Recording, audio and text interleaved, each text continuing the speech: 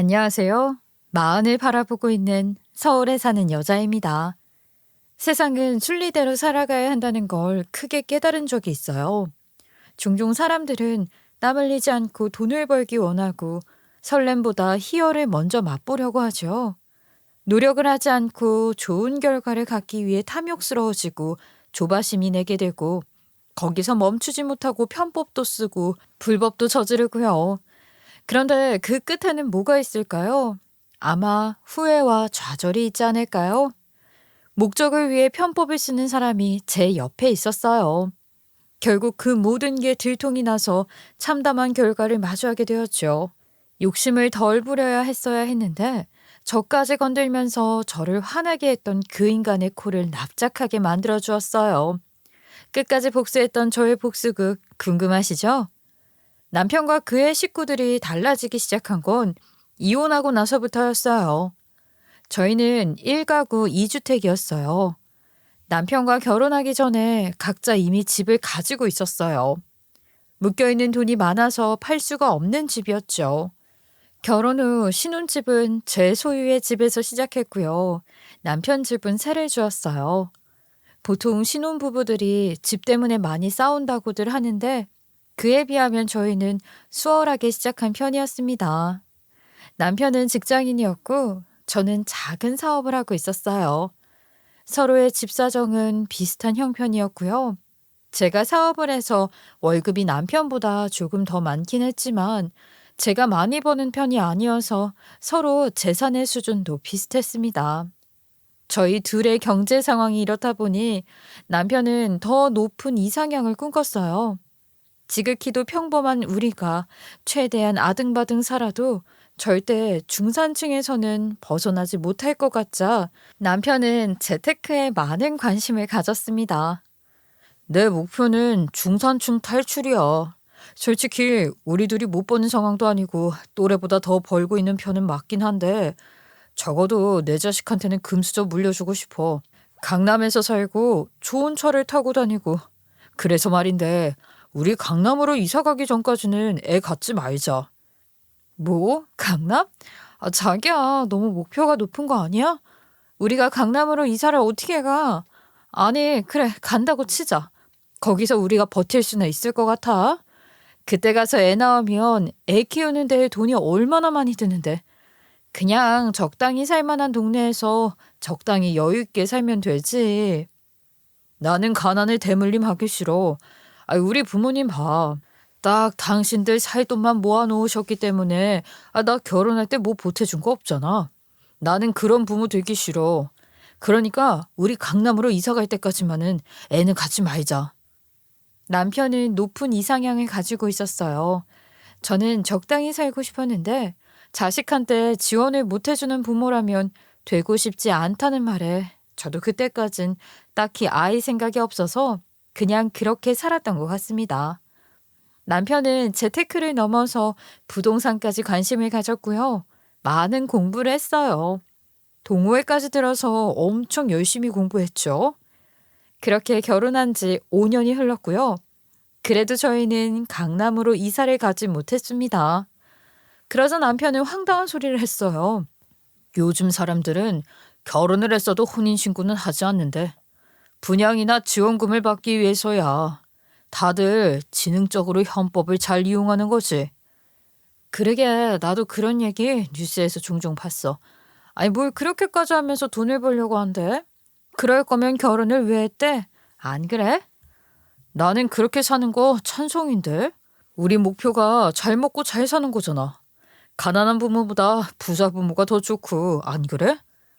가난한 부모보다는 부자 부모가 좋긴 하지만 우리가 못 버는 편도 아니고 먹고 싶은 거 언제든 먹을 수 있으면 잘 사는 거 아닐까?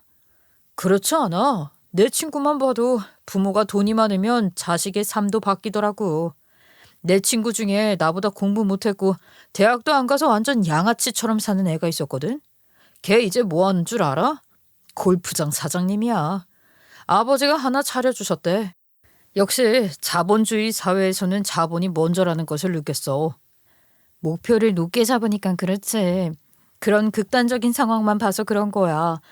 우리 애는 그렇게 키우지 않을 거니까 걱정 마. 아니, 내가 이 말을 하는 이유는 지금 우리가 1가구 2주택이라 세금이 너무 나와. 집을 지금 팔 수도 없잖아? 차라리 혼인신고를 하지 말 걸 그랬어. 그래서 방법을 생각해봤는데 세금 아낄 겸 우리도 위장이혼하자. 뭐? 이혼? 아이, 뭘 그렇게까지 하면서 살려고 해. 나는 그런 돈 욕심 없어. 아니, 꼭 해야 해. 지금 잘 나가는 곳에 분양 하나 더 넣으려는데 1가구 2주택은 아예 분양의 기회조차 없어. 그나마 1주택자는 추첨에 넣어볼 수라도 있지. 그것 때문에 그러는 거야. 잠깐 서류상으로만 헤어져 있고 분양받고 나서 다시 합치자. 그럼 되지. 그때 애도 갖고 우리 마음 변함이 없는데 불안할 필요 없잖아. 그 당시 남편은 소위 말하는 핫한 곳에 새로 지어지는 아파트를 분양을 받기 위해 위장이혼을 하자고 했어요. 저는 좀 꺼림칙했지만 주변에서도 그렇게 하는 경우가 종종 있다는 이야기를 듣고 미래를 위해 남편과 협의이혼을 신고했습니다. 이후 남편은 직장 근처 작은 오피스텔에 전세를 얻어 세대 분리를 했고요. 실제로는 이전과 변함없이 한 집에서 함께 지냈어요. 하지만 이혼까지 했는데도 분양에 당첨되지 않자 남편은 더 조급해졌어요. 아무도 그 사람을 푸시하지 않는데도 누구에게 쫓기는 마냥 계속 부동산을 알아보더라고요. 너무 조급해하고 일을 급박하게 처리하려고 하는 모습이 눈에 보였어요. 급기야 시부모님도 말리기 시작했죠. 무슨 분양이야? 아이, 그냥 돈 벌어서 집을 하나 더 사. 분양이 뭐 쉬운 줄 알아? 아이, 넣으면 다 되게. 이럴 시간에 편의점 알바라도 하나 더 해서 집을 사라. 그 시간에 돈 벌어서 사고도 남았겠다. 아버지, 저희 이혼까지 했는데 이렇게 된 이상 이 상태에서 뭔가를 이뤄내야죠. 두고 보세요. 제가 분양 받고야 말 겁니다. 1년에 서울에 새 아파트를 몇 채나 짓는다고? 아이, 그냥 돈 벌어서 집 사는 게 제일 편해. 추첨이 될지 어떻게 알아? 요즘 아파트가 한두 푼 아니잖아요. 분양받아야지 컨디션 좋고 저렴하게 살 수 있어요. 이게 다 받는 방법이 있어요. 좀만 기다려 보세요. 제가 꼭 해내고 말 거니까요.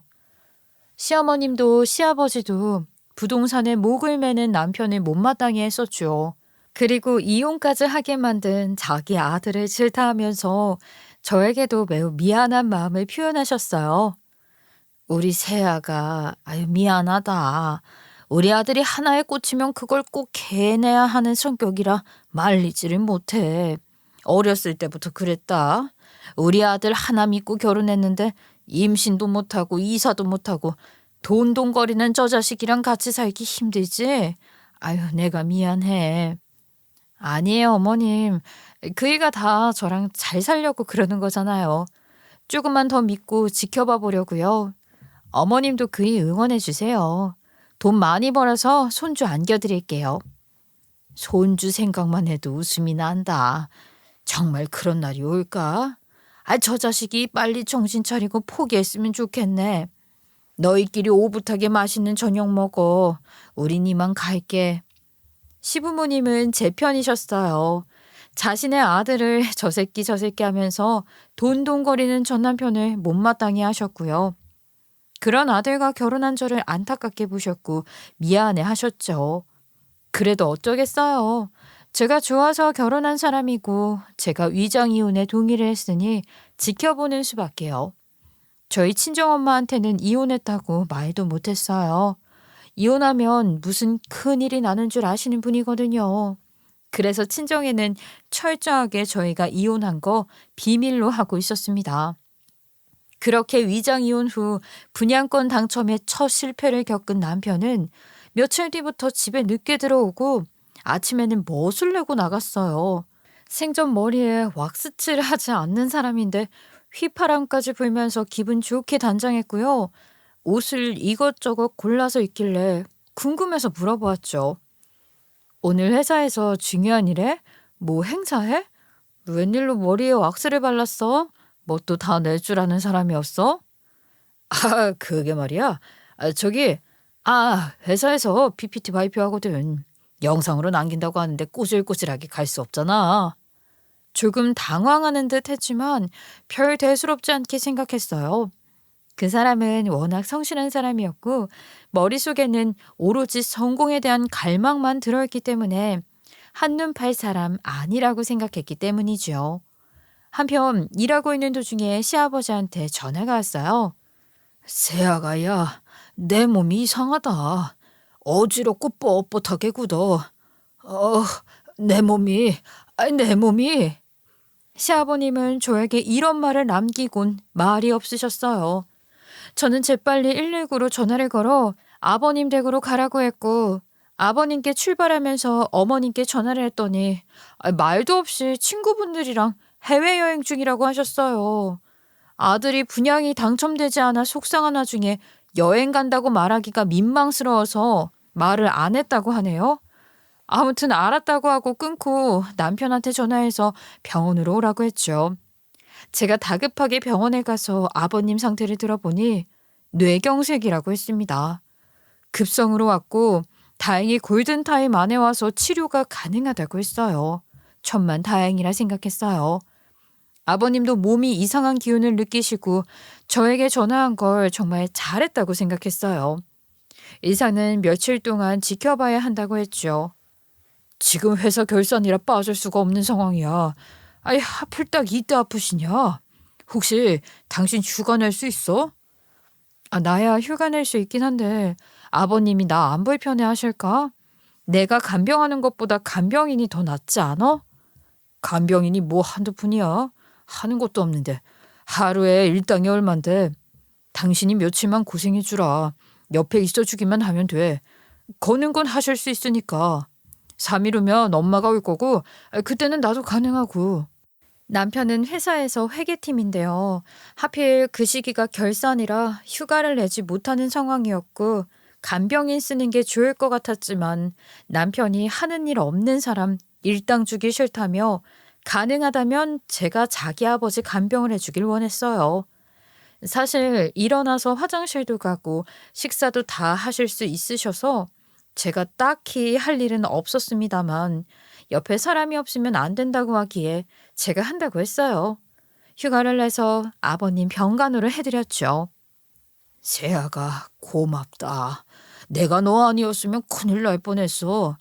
아이, 마누라는 여행 중이지 아들놈은 전화를 안 받지. 네가 생각나더라고. 고맙다. 아니에요. 너무 잘하셨어요. 아버님이 전화해서 큰일 안 생긴 거였어요. 그런 말씀 마시고 얼른 일어나세요. 제가 잘 돌봐드릴게요. 며칠 뒤 시어머님이 예정보다 일찍 오셔서 바톤 터치했어요. 저도 며칠 만에 집에 들어가서 잠을 자려니 너무 편안하고 좋았죠. 그런데 남편이 거실에 이불을 폈어요. 무슨 영문인지 몰라서 물었죠. 왜 거실에서 자? 방에 들어가서 자지. 여기서 자면 불편해. 들어가서 자. 아니야. 오늘 야구하는 날이야. TV 보다가 잘 거야. 당신 들어가서 자. 나 신경 쓰지 말고 편하게 자. 그렇게 시작한 각방 생활이 몇 개월이나 지속되었죠. 방에 들어와서 자라고 해도 이제는 거실에서 TV를 보며 자는 게 좋다며 안방으로 들어오는 것을 거부했어요. 그저 그때는 남편이 정말로 TV를 보고 싶어서 그런가 보다 했어요. 저도 참 순진했죠. 그러다 몇 개월 만에 어느 날 회식 후 술을 마시고 와서 동침을 하게 되었습니다. 부부 사이라는 게 뭐 이런 거 아니겠어요? 그런데 한 달 뒤 몸이 너무 안 좋아서 병원에 갔더니 임신이라고 하더라고요. 그리고 저는 바로 남편한테 알렸는데 남편은 뜻밖의 반응이었어요. 여보, 나 임신했대.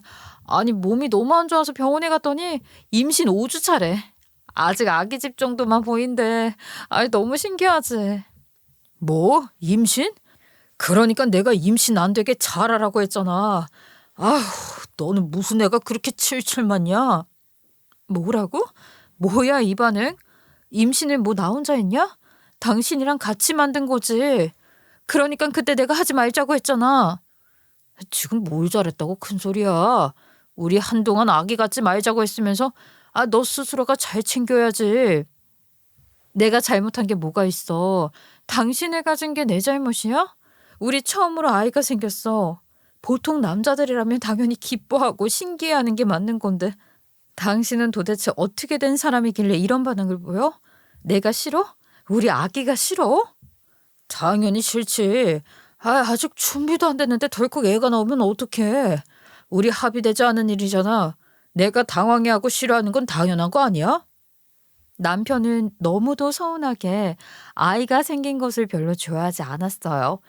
결혼한 지 거의 6년이 다 돼서 생긴 첫 아이였는데도요. 그날 밤 임신 소식을 알리면서 남편과 정말 많이 싸웠습니다. 할 말 못할 말 많이 주고받았어요.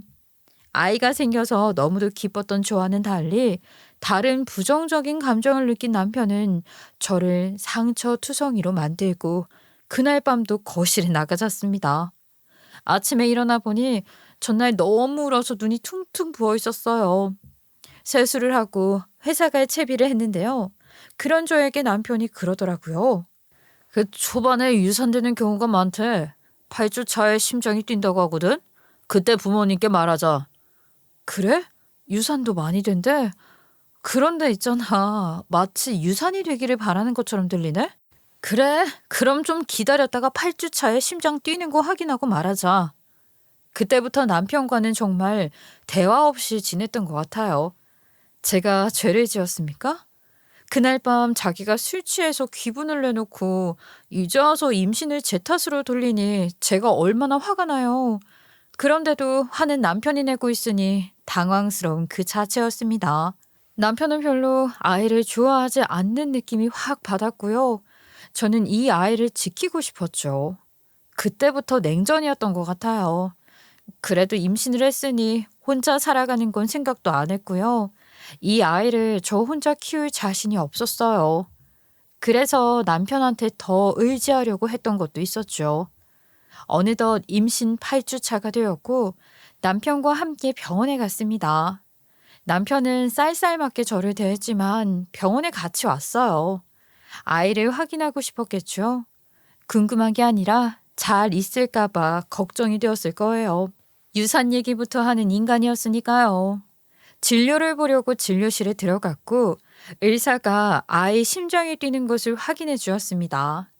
저는 아이 심장 소리가 너무 신기하고 기뻤는데 남편은 저와 반대로 깊은 좌절을 하더라고요. 병원에서는 이제 한시름 놓았다고 말하는데 집에 오는 내내 남편 표정이 안 좋았습니다.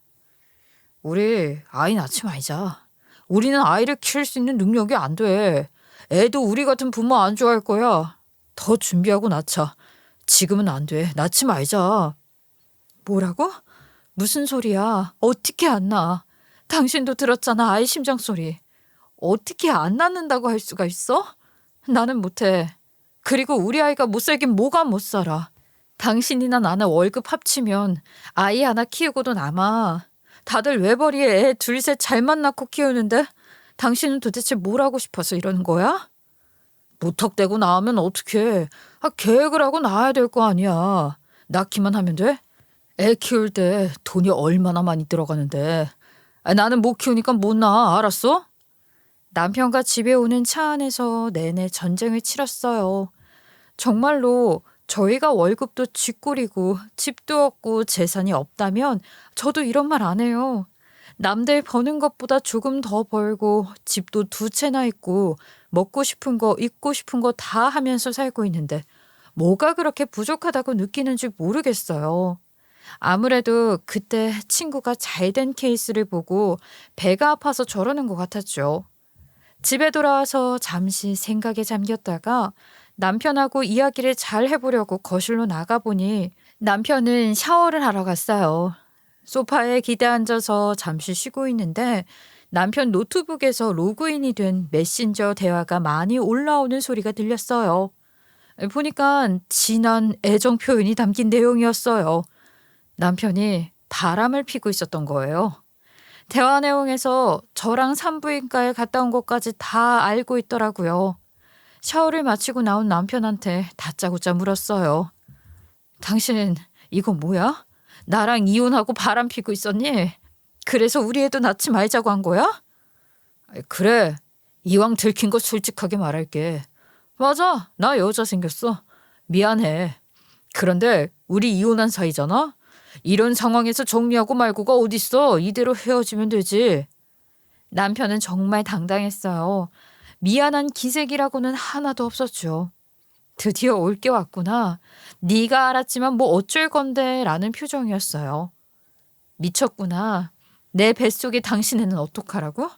이제 임신한 거 알았는데 나 혼자 어떻게 하라고? 그러니까 내가 낳지 말자고 했잖아. 아, 내 말귀 아직도 못 알아들어? 너랑 살기 싫다고. 다른 여자랑 살 거라고.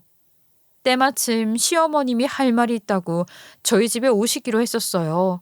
저희는 마음을 가다듬고 부모님께 임신 사실을 알렸죠. 그런데 의외로 어머님도 안 좋아하시더라고요. 무슨 소리야? 임신? 너희 애 안 갖기로 했었잖아. 그 아이 절대 낳아선 안 돼. 당장 병원 가자. 어머님까지 왜 그러세요? 우리 아이 오늘 심정 소리 듣고 왔어요. 진짜 미치겠네. 저희가 원해서 생긴 건 아니지만 어떻게 바로 병원에 가자고 하실 수 있으세요? 저에겐 소중한 아이라고요.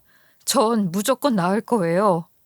제가 울며 불며 아이를 낳을 거라고 발악을 하고 땅바닥으로 뒹굴자 그때 시어머니가 저한테 진정하라며 제 뺨을 내리치는 겁니다. 너 혼자 소중한 아이면 뭐해? 그 애가 우리 아들 발목을 잡는데 우리한테는 악마나 다름없다. 어디서 내 아들 앞길 망치려고? 좋은 말로 할 때 병원 가. 우리 아들 다음 달에 새장가 간단 말이야. 애비 없는 아이 키워서 어쩌려고? 새장가요? 그게 무슨 말씀이세요? 여보, 당신 결혼해? 나랑 이혼하고 딴 여자 생긴 것도 모자라 다음 달에 결혼을 해? 진짜로 미쳤구나. 누가 뒤통수를 3개 때리는 것 같았어요. 남편의 외도도 미치겠는데 아니 다음 달에 결혼이라니요? 너무 가혹하지 않아요? 오늘 우리 아들이 너한테 말한다고 하더라. 그래서 침 챙기러 왔어. 어차피 이혼한 사이에 법적으로 더 할 것도 없으니까 침만 빼서 가려고 한다. 이 집은 네 것이니까 우리 아들이 나가는 게 맞지? 아들아 어서 챙겨라. 남편은 언제 짐까지 싸놨는지 캐리어 2개를 끌고 나왔어요. 시아버지는 그 짐을 챙겨서 나가셨고요. 한순간에 집이 휑해지는데 정신이 반쯤 나갔던 것 같아요. 그동안 남편을 믿어왔기 때문에 충격이 더 컸던 것 같아요. 헤어지는 건 상상도 한 적 없던 일이었습니다. 이혼은 했지만 저희가 정말 마음이 멀어져서 한 게 아니었기 때문에 언제든 다시 혼인신고를 할 수 있을 줄 알았어요. 그저 분양권만 잘 되면 다시 예전으로 돌아갈 수 있을 거라 생각했었는데 저의 오산이었죠. 어떻게 나한테 이런 일이 생길 수가 있는지 화가 났었고 앞으로 어떻게 해야 하나 차분히 생각을 하게 되었어요. 2사람이 언제부터 만나왔는지 여자가 있어서 위장 이혼을 하자고 했던 것인지 이미 이혼을 한 상태이기 때문에 더 이혼이나 소송을 할 수 있는 방법은 없지 않을까? 현실적인 방안에 대해 많이 생각했어요. 한순간에 변해버린 시부모님과 차근히 저와의 이별을 준비한 남편놈은 저와 이미 이혼을 한 상태이기 때문에 더 이상 법적인 정리가 필요하지 않아 보이니 저를 만만하게 보는 것 같았어요. 보통 사람들이라면 같이 살다가 바람이 나면 이혼을 하고 재산 분할을 하고 소송을 할 텐데 저희는 이미 남이었기 때문에 할 수 있는 게 없을 거라 생각했고 저 혼자 완전히 새 된 것 같다는 생각을 하게 되었죠. 그런데 아니었습니다. 그날 밤 너무 이 현실이 버거워서 엄마한테 결국 전화를 했는데요. 엄마는 제 말에 처음에는 놀라셨지만 그들을 혼낼 수 있는 방법은 분명 있다고 하시면서 변호사한테 가보라고 했어요. 변호사는 생각지도 못하고 있었는데 엄마 말에 힘입어 다음날 바로 변호사 사무실로 갔습니다. 우리 상황을 다 말하고 저는 진정한 이혼을 하고 싶다고 말했어요. 그러자 변호사는 의외의 대답을 했어요. 둘은 사실혼 관계였네요. 법적으로 사실혼 관계에서 유책 배우자에게 손해배상을 청구할 수 있고요. 그 둘이 언제부터 만나고 있었을지가 관건인데 한번 알아봐 보세요. 그래서 저도 끝까지 캐보기로 했습니다. 제가 일단 홀몸도 아니고 일을 하고 있던 상황이기 때문에 사람을 붙여서 캐봤는데요. 흥신소 사람이 전 남편의 뒤를 캐고 저에게 보고할 때 약간 머뭇거리더라고요. 그래, 뭔가 이상한 게 있구나 하고 짐작을 하긴 했지만 놀라운 사실이 하나 더 있었습니다. 여러분들도 놀라지 마세요. 전 남편의 상간녀의 존재는 바로 애 셋이 딸린 이혼녀였던 거예요. 게다가 반지하에 새들어 사는 형편이었고요. 전 남편이 거기 가서 같이 지지고 볶으며 살고 있더라고요. 전 당연히 하도 돈돈거렸고 메신저 프로필 사진에서도 예쁜 모습이 있길래 미스의 부잣집 딸일 거라 생각했죠. 전 남편도 그 정도 여자니까 공을 들였겠구나 싶었는데 상간녀의 존재에 더 뒤로 자빠졌어요. 저는 그 동네로 찾아가 커피숍에서 전 남편한테 보자고 했어요. 제가 모든 걸 다 알고 있다는 것을 알리고 싶었어요. 그랬더니 남편이 놀란 토끼 눈을 하고 한 걸음에 뛰어나왔죠. 아주 추레한 행색으로요. 여긴 어떻게 알고 온 거야?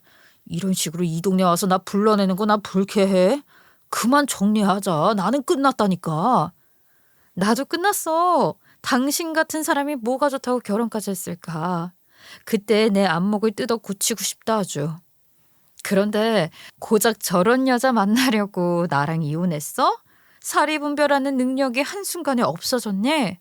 함부로 말하지 마. 내가 무슨 생각을 하는지 당신이 어떻게 알겠어. 다시는 찾아오지 마. 근데 그거 알아? 우리가 이혼하고 나서 헤어졌잖아. 그래서 우리가 아무것도 할 수 있는 게 없을 줄 알았지? 그런데 많다더라고. 내가 당신 뒤 캐고 있으니까 기대해. 내가 좀 끈질기잖아? 나도 내가 어떤 짓을 할지 몰라. 전 남편은 초조해졌는지 저를 몇 번이고 불렀지만 뒤도 안 돌아보고 커피숍에서 나왔고요. 바로 예전 시댁으로 갔습니다. 어머님은 처음엔 문도 안 열어주시더니 제가 하도 시끄럽게 하니까 동네 사람 보기 창피하신지 저를 들이셨어요. 냉랭하게 말씀하셨죠. 이미 끝난 사이에 뭘 구차하게 찾아오고 그러니 너도 단념해라. 우리 애가 싫다잖아. 어머님, 알고 계셨죠? 그 인간이 바람 피우고 있다는 거요. 진작부터 알고 계셨던 거죠? 바람은 무슨 바람? 이혼한 사이에 무슨 바람이니? 정정당당한 교제지. 이혼하면 세 장가도 못 가니? 아이 사람도 못 만나? 이혼한 사이여서 남남이 아니라 저와 그 인간이 사실혼 관계였더라고요. 그런데 사실혼 관계에서 할 수 있는 법적 소송이 많던데요. 뭐라고? 사실혼? 이미 끝난 사이에서 뭔 법적 소송이야. 말도 안 되는 소리 찌꺼리지 말고 가라. 상간녀 소송, 손해배상, 재산분할 등 제가 다 받아낼 거니까 두고 보시라고요. 거기에다가 어머님도 저에게 잘못하신 거 있으면 그것 또한 법적인 처벌 받게 할 거니까 두고 보시라고요. 저 이렇게는 못 물러나죠. 그래? 어디 해봐. 그까지 벌금 쬐끔 내가 내고 만다. 너 위자료 받고 싶어서 그러는 거 아니야. 그까지 몇 천만 원 어디 뜯어내봐. 내 아들은 그것보다 더 벌 수 있대. 우리 아들 곧 있으면 떼부자 되는데 그까지 몇 천이 무섭겠니? 아이 어디 해봐라. 법이 그렇게 호락호락한 네 편만 들어줄지. 그 여자 돈도 없고 애만 줄줄이 많던데. 어머님은 뭐가 그렇게 기대되세요? 그게 어찌됐든 꿈 깨세요. 기회는 착한 사람한테만 와요. 어머님과 그 인간은 못 돼서 그런 기회조차 오지 않을 거예요. 아셨어요? 어머님은 오히려 저한테 큰 소리였어요. 저도 어머님께 밀리지 않으려고 더 큰 소리로 제 뜻을 전했고요. 집에 가려고 나오니 예전 시아버님이 저를 은밀히 따라 나오셨어요. 아버님은 예전에 제가 병간호도 해주고 잘 대해준 게 있으니 시어머니와 아들이 저한테 모질게 대할 때 제 편을 들어주지는 못하셨지만 아무 말도 안 하셨는데요. 어머님 눈치를 보며 저를 따라 나와서 대박 정보를 하나 알려주셨습니다. 내 아들이지만 너무 못됐어. 그리고 네 시애미도 정말 미안하다. 내가 대신 사과할게. 아버님이 왜요? 그 인간들이 잘못을 저질렀는데 그 인간들이 사과를 해야죠. 그나저나 몸은 괜찮으세요? 여전히 안 좋아 보이세요. 내가 지금 여기서 많은 것을 얘기할 순 없고 우리 아들이 그 여자 좋아해서 하는 거 아니다. 청약 받으려고 청약 점수 높이려고 만난 여자야. 애 있으면 점수가 더 높아진다며. 뭐라고요? 그 인간 진짜 미쳤네요. 청약에 그렇게 당첨되고 싶대요. 와, 이런 건 뉴스에서나 봤지 제 일일 줄은 생각도 못했네요. 가만히 있어도 죄값 받게 될 거야. 그러니까 너무 화내지 마라. 애기한테 안 좋아. 내 처손주인데 나는 많이 아낀다. 내가 가진 게 지금 이것밖에 없는데 먹고 싶은 거라도 사 먹어. 내가 조만간 다시 연락할게. 어서 가라. 아버님은 시어머니의 눈치를 보면서 제 주머니 속에 5만 원짜리 지폐 한 장을 꾸깃꾸깃 넣어주셨어요. 이 집안에서는 아버님만 정상이라는 생각이 들었죠. 내가 그 둘한테는 복수하더라도 아버님은 믿어도 되는 사람이라는 생각이 들었습니다. 집에 가서 전 남편의 카드 내역서를 다 봤어요. 전 남편의 아이디와 비밀번호는 통일되어 있었기 때문에 카드사 홈페이지에서 쉽게 접속할 수 있었죠. 그런데 내역을 보면 볼수록 화가 나대요. 이 미친 인간이 저랑 혼인했을 때부터 만났던 게 드러났어요. 둘이 데이트한 것은 키즈 카페, 아이들 옷 사러 다니거나 패밀리 레스토랑 등 그런 내역이 많았고 그게 저랑 결혼 생활할 때부터였어요. 저희가 위장 이혼을 하기 얼마 전부터였죠. 주택 청약을 위해 애딸린 여자를 물색했고 계획적으로 접근해 청약을 위한 결혼을 한 거였더라고요. 전 남편의 입장에서 보면 저와 위장 이혼을 하려고 계획하고 있던 동시에 만에 하나 일이 잘못될 경우 애 셋 딸린 여자를 꼬셔서 결혼을 하는 시나리오를 쓴 게 분명해요. 그리고 나서 분양에 성공하면 가차없이 그 여자도 애들도 버리겠죠. 목표가 중요한 사람이니 마음에도 없는 여자와 애들이 뭐가 중요하겠어요? 버릴 것이 분명했어요. 이거 너무 기가 차지 않아요? 어떻게 사람이 이렇게 사악할 수가 있죠? 그리고 얼마 뒤 흥신소에서 연락이 왔어요. 그 사람들도 당황해 하더군요. 보통 평범한 인간들은 그저 사랑을 위해 바람을 피고 이혼을 하게 되는데 이 인간은 계획적으로 한몫 챙기려고 그 여자한테 접근했다고 해요. 심지어 그 여자는 애가 셋이 있고 남편도 없고 돈도 없어서 많은 공을 들이지 않아도 꼬시기 쉬웠던 거죠.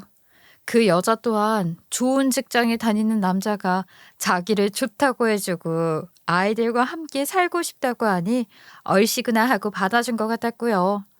겉으로 보기에는 아주 멀쩡해 보이니까요. 그리고 흥신소 직원은 서류 봉투 하나를 넘겼는데요. 이 인간 아주 말종이에요. 제가 이렇게 못된 사람은 본 적이 없어요. 고객님과 이혼 직후 숙려기간 끝나자마자 그 여자랑 혼인신고를 했더라고요. 그러니까 결국 그 여자랑 혼인신고된 상태에서 고객님과 함께 살고 있었던 거예요. 그러면서 고객님 임신도 되게 했고요. 아주 두 여자를 갖고 놓은 거예요. 전 남편의 새로운 등본을 보니 손이 부들부들 떨렸습니다. 차라리 이혼 직후 그 여자한테 가겠다고 했으면 나았을까요? 어떻게 그 여자한테는 미래를 약속하고 저한테는 현재의 갈증을 해소했을까요? 배신감에 눈이 뒤집혀 전 남편을 만나러 회사로 쫓아갔었죠. 로비 커피숍에 앉아서 아주 큰 소리로 말했어요. 나 다 알게 되었어. 당신이 나랑 결혼했을 때부터 그 여자 만나고 있었던 것도 알았고 그 여자랑 결혼한 이유도 다 알았다고. 좀 조용히 좀 말해줄래? 그래서 네가 뭐 어쩔 건데. 이혼한 사이에서 네가 할 수 있는 게 뭔데. 이미 남인 상황에서 내가 바람을 폈든 안 폈든 그게 무슨 상관이냐고. 우리가 사실혼 관계였다는 것을 네가 모르나 보다. 상간녀 소송 위자료 재산 분할 내가 다 할 수 있어. 그러니까 하라고 그럼. 어디 너도 힘껏 애써봐라 그럼. 그래 그 몇천 뜯어내려고 이런 수고하는가 본데. 열심히 해봐. 위자료 그까짓 거는 많이 받아봤자 몇 천이고 재산 분할도 기여도가 있어야 가능해.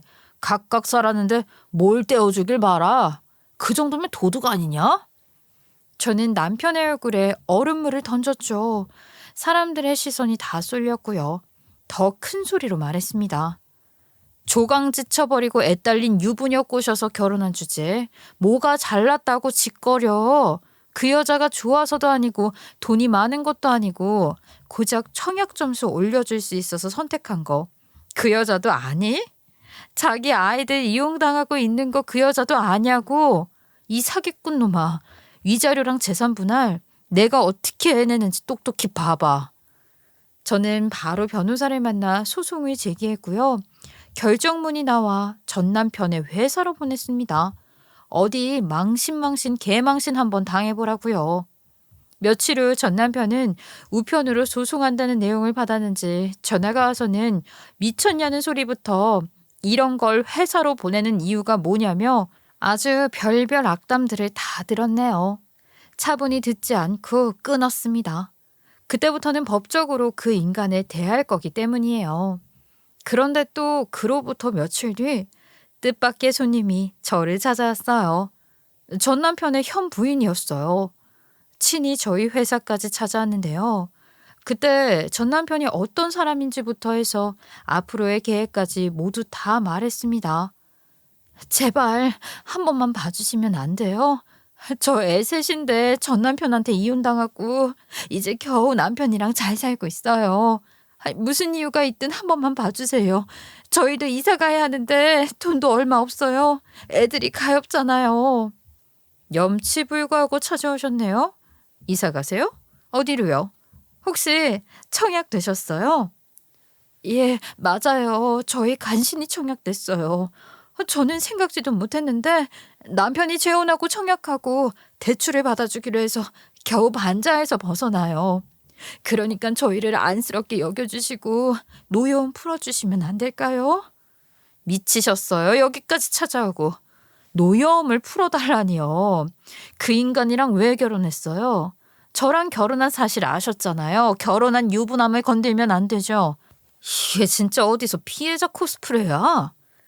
제가 사실은 이혼도 하고 애가 셋이라 삶이 막막했어요. 전 남편은 정말 미친놈이었거든요. 살면서 생활비 한 푼 안 줬고 이혼해도 양육비 한 번을 안 주는 놈이에요. 그런 놈과 살았으니 제 생활이 어떻겠어요. 정말 찢어지게 가난했어요. 그런데 지금 남편이 전부인과 살고 있는 거 알고 있었음에도 저 좋다고 매일 속삭였고 저도 생활이 궁핍하니까 남편을 받아준 거예요. 좋아해서 받아준 거 아니고요. 그 사람 연봉이 좋았던 거예요. 단지 그뿐이에요. 둘이 진짜 웃기고 자빠졌네. 그거 아세요? 그 인간도 당신이 좋아서 결혼한 거 아니라는 걸요. 그 인간 부모도 그 인간도 그러대요. 청약 때문에 당신 선택한 거라고. 청약 받아보겠다고 가난하고 애만 많은 당신 선택한 거라고. 청약 점수 높여보려고. 이제 현실 파악돼요? 얼마 안 가서 이혼하시게 될 건데. 그런 인간 위에 빌지 마세요. 그리고 내가 용서를 왜 해주니? 천벌을 받게 해야지. 상간녀한테 예고했어요. 너도 벌을 받게 될 테니까 죗값 받으라고요. 저는 변호사를 만나서 그동안 모은 증거들과 정황을 다 말했어요. 변호사도 혀를 찼죠. 아, 전 남편, 제가 요 근래에 접해온 사람들 중에 진짜 악질 나쁜 놈이에요. 사람 해치고 다치게 하는 그런 놈만 나쁜 게 아니죠. 사람 마음 이용하고 인생 망치게 하는 이런 놈은 꼭 벌 받아야 합니다. 정말 잘못 걸리신 것 같아요. 법이 심판해 줄 겁니다. 저 그 사람 꼭 벌받게 하고 싶어요. 돈이든 감옥이든 뭐든지요. 그런데 그 인간한테 지금 가장 무서운 건 돈일 겁니다. 그 인간한테 집이 있어요. 그 집 재산 분할은 어떻게 안 될까요? 솔직히 전 남편 집이라곤 하지만 제 집이나 다름없거든요. 지금 전 남편이 소유하고 있는 집의 대출금이 처음 납부를 할 때부터 5년 동안 제 통장으로 나가고 있었어요. 그 집을 처음 샀을 때는 몇 억이 안 됐는데 어느새 점점 올라서 이제 20억이 넘어가고 있었고요. 소명 자료를 통해 재산 분할의 여지가 있어 보입니다. 상당 기간 의뢰인께서 납부를 하신 건 받아들여질 거고요. 문제는 금액인데 얼마를 원하세요? 되든 안 되든 현재 이게 지금 20억 가는 아파트니까 재산 분할하면 반은 제 몫으로 요구하고 싶어요. 되든 안 되든요. 그런데 그게 끝이 아니더군요. 전 남편이 저 몰래 땅도 사놓은 거 있죠? 이 인간 파면 팔수록 아무도 몰래 속이려고 했던 꿍꿍이들이 계속 나오는데 더 이상 화도 안 날 지경이 왔어요. 제가 이런 인간이랑 살았다니 제가 아는 사람이 맞나 싶었고요. 세상에서 제일 한심한 사람이 저이더라고요. 누굴 탓해요. 속아 넘어간 제 스스로를 탓해야죠. 결혼 기간 중에 저 몰래 샀던 그 땅도 재산 분할에 넣었어요. 어쩐지 아파트 대출금을 제 통장으로 돌려달라고 한 게 이상하다 생각했거든요. 이유가 이제야 밝혀졌네요. 아파트 대출금 상환과 땅 대출금을 자신이 감당할 수 없기에 교묘하게 저를 이용해 한 가지를 도맡게 한 거였어요. 저는 그것도 모르고 생활비를 합친다는 명목으로 그렇게 하자는 줄 알았거든요. 돈도 없는 인간이 아파트에 땅에 대출금만 수백이었습니다. 재산 분할을 하고 위자료 및 양육비도 요구했고요. 더불어 그 상간녀한테도 그 죄를 물어 위자료로 받아내려고 보니 요구액이 20억이나 되었어요. 상대 측에서는 말도 안 되는 금액이라며 난리를 쳤고 저희는 마음을 단단히 먹고 한 발자국도 뒤로 밀려나지 않겠다는 계획을 세우게 되었습니다. 어느덧 세월이 흘러 아이를 낳게 되었어요. 지겨웠던 싸움도 끝이 나게 되었고요. 당연히 제가 승소를 했죠. 그럼에도 불구하고 전 남편은 돈을 제때 주지 않았습니다. 그 뒤로는 다들 알다시피 압류를 했고요. 금액이 크다 보니까 실형까지 살게 하려고 생각도 했죠. 전 차라리 전 남편이 크게 혼났으면 좋겠다고 생각했어요. 저는 사실 그 돈 없어도 그만, 있어도 그만이기 때문이었죠. 아이를 출산하고 조리원에 있는데 전 남편과 그의 어머니가 찾아왔어요. 얘가 우리 애라고? 세상에 우리 아들 어렸을 때와 똑 닮았네. 봐봐라. 이말 라인부터 콧날까지 우리 애 맞네. 정말 내 손주네. 여긴 왜 오셨어요? 그렇게 우리 애 낳지 말라고 했으면서. 당신도 여기 왜 왔어? 우리 끝난 사이잖아. 돈이나 줘. 아이도 낳았는데 양육비는 대체 언제 줄 거야? 어머 얘 이렇게 보니까 너무 아깝다. 그냥 살았으면 이렇게 예쁜 아이 안아보고 볼 부비며 살았을 텐데. 너무 아까워. 저 아이도 낳았고 당신도 혼자 애 키우기 힘드니까 우리 다시 합치면 안 될까? 혼자 자랄 애를 생각해봐. 애 봐서라도 다시 합치자. 무슨 개 뼈다구 같은 소리야. 돈 아직 안 보낸 거 알지? 어디서 위자료 깎아보려고 개수작이야. 내가 당신을 모를 것 같아? 한 번 속지 두 번 속냐. 이 인간 재혼한 와이프와 이혼하고 청약 취소되고 그나마 있던 재산들 다 반대어서 저 줘야 하니까 아까운 거예요. 그거라도 건져보겠다고 절 찾아온 거였어요. 예, 그럼 이 아이 우리 줘. 우리가 키울 테니까. 그럼 양육비 안 줘도 되지? 우리도 양육비 안 받을 테니까 이 아이 우리 줘. 어? 지금 양육비 깎아보려고 오신 거예요? 어이가 없네. 법원에서도 아이는 제가 키우라고 판결을 했는데 지금 무슨 소리 하는 거예요? 가만 보아하니까 돈이 없나 본데. 그럼 감옥에나 가. 나는 그렇게 할 수 있으니까. 미안해. 내가 정말 잘못했어. 내가 잠깐 정신이 나갔었나 봐. 정말 미안해. 한 번만 봐주면 안 될까? 그 많은 돈을 어떻게 구해? 왜 못 구해? 그 집 팔면 되잖아. 그 땅 팔면 되잖아. 팔지 않으려니까 돈을 못 구하는 거지? 내가 당신 사정 모르고 그 돈 달라고 했겠니? 욕심 그만 부리고 내려놔.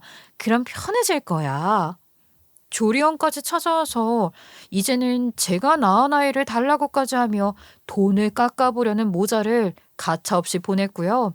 저는 혼자 제 아이를 잘 키웠습니다. 전 남편은 결국 집 팔아서 20억 주게 생겼는데 놔두면 두고두고 오랠 동네라 아까웠나 봐요. 그리고 부동산 어플로 보니까 전 남편 땅은 진작에 내놓았지만 계속 팔리지 않았고요. 이전 시어머니가 자기의 잠실집 팔아서 20억을 내놓고야 말았고요. 그들은 전세에 산다고 합니다. 전 남편은 자기 부모랑 같이 산다고 하고요.